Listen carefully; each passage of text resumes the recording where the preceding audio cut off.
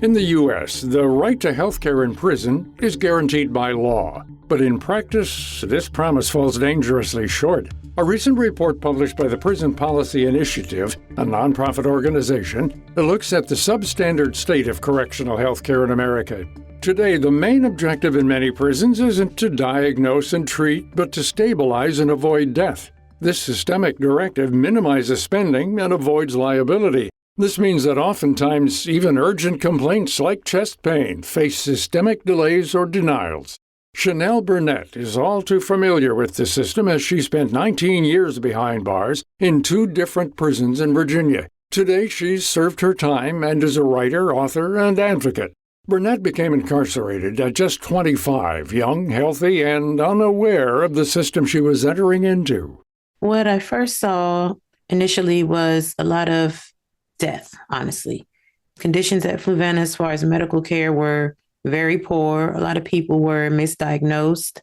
If they called a medical emergency, sometimes medical would not show up. I mean, it would take at least maybe 5-10 minutes for them to even come. Sometimes they were so short-staffed, but however, that shouldn't have been a problem. She remembers when prisoners would eventually get in to see a healthcare professional, but would often return and say that no one would listen to or believe their symptoms. Say we have a complaint of pain, we are oftentimes looked at as liars or, manipulators because we are in prison, but we are never believed. We're unheard because they feel like we're, not being truthful about what's going on or trying to manipulate them for this medication, that medication. So we're always not really heard. And this isn't an isolated issue. Research across the correctional system reveals that this wide-scale dismissal and bias happen over and over again. There is an idea that pervades the culture of correctional health care that incarcerated people cannot be trusted as sort of communicators or people who can speak to their own healthcare needs. This is called malingering in correctional healthcare. And the idea is that there's a base level of suspicion that needs to be brought to patients whenever they raise a medical need. And this sort of culture is what runs through a lot of the problems that we see. There's this just sort of disregard that when people are talking about their healthcare needs, when they're advocating for themselves, that there is truth there. That's Brian Nam-Sonenstein, a senior editor and researcher at the Prison Policy Initiative and contributor to this most recent report on correctional health care. He says that the policies in prisons only allow for medically necessary treatment, and this is often up for interpretation. There's a culture of secrecy, and prisoners rarely have access to second opinions, private hospitals, or self-pay. If a doctor practicing outside the premises prescribes a medication, prison officials can delay, alter, or even terminate the treatment plan. Maybe they have diabetes and they're having issues with their limbs, their hands and their feet. They're trying to go see a specialist. After years of fighting and threatening lawsuits, maybe filing lawsuits, they actually get an appointment. Maybe that appointment gets canceled because there's not adequate correction staff to bring the person to their meeting with the outside specialist, or they'll go to the specialist and the specialist will say this person needs this treatment or this drug. And then when the person is returned to the prison will say, we do not believe that this is essential. We will not pay for this. We're not, something like that. Or they will just continue to sort of drag their feet on it and sort of delay and delay and delay. And there's really not a whole lot that an incarcerated person can do other than persistently advocate for themselves and potentially file lawsuits and try to sort of overcome this Byzantine system that they have to jump through in order to successfully win their case in court. Burnette says she saw firsthand how severe diseases or chronic conditions often went misdiagnosed or were missed entirely.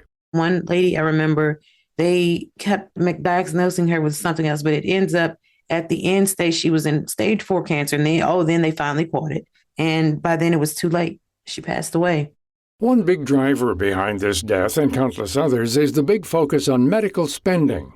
Nam-Sonenstein says that private contractors are in charge of many correctional medical units and rely on models that prioritize profit over care.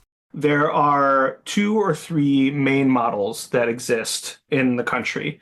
One is called fixed rate, and that is essentially the government pays a flat rate to the contractor for each incarcerated patient, regardless of their needs. So every dollar that does not go to the care becomes profit for the contractor.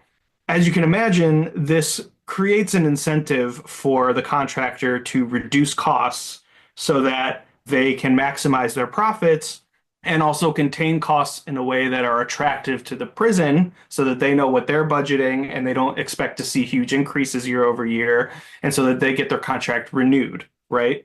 You also have something called cost plus. This is where the contractor gets reimbursed for their expenses plus a fee, right? So instead of the government paying a flat fee, like I just said, the contractor will pass on the costs of care to the government. And on top of that, they'll pay a fee, which is the profit for the contractor. So in this case, the government saves money when incarcerated people use less expensive services. And so it's a similar dynamic.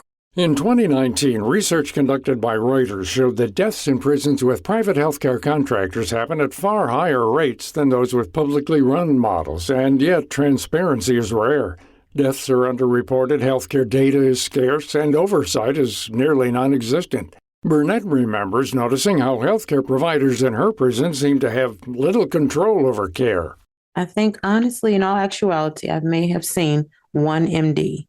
They were always physician's assistants, CNA, who are, doing the blood pressure and all of that. But no, they were always just providers, is what they were called. Just no one with a real MD. I saw maybe one, and she was very helpful. And I found that the ones that were the most helpful were the ones they let go of.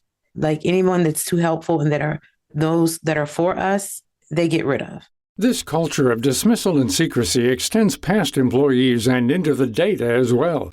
Nam-Sonenstein says there's little to no transparency between prisons and the public when it comes to prisoner death reports. We have little to no data about healthcare outcomes, about healthcare quality, and really even about deaths in custody. If this is another rabbit hole that you could go down, but deaths in custody reporting in the United States is not good. It's voluntary. There are a lot of deaths that happen in jails and prisons that go uncounted. You will find in news reports often that deaths are reported way after the fact. Since there's no mandate in place requiring reporting of health outcomes and deaths, it's harder for researchers and journalists to get any data from private contractors because they're not a public entity. Nam-Sonenstein believes there needs to be greater transparency and a big push to reconfigure the system. Zooming out, this current model, which fails to provide adequate health and mental health care, ultimately feeds into the revolving door of incarceration. If somebody is struggling with a chronic illness or a disability and they're not able to work and they're not able to remain housed because they can't afford it and their medical needs are unmanaged, this is a major contributor to incarceration. And so ultimately, a lot of the recommendations and a lot of what this report is gesturing towards is this need to stop this exceptionalizing of incarcerated patients, this removal of them from public health. Burnette was released last year after serving a 19-year sentence. Today, she lives in Virginia and has reintegrated back into public life. Thanks to Medicaid, she's been able to catch up on her medical care.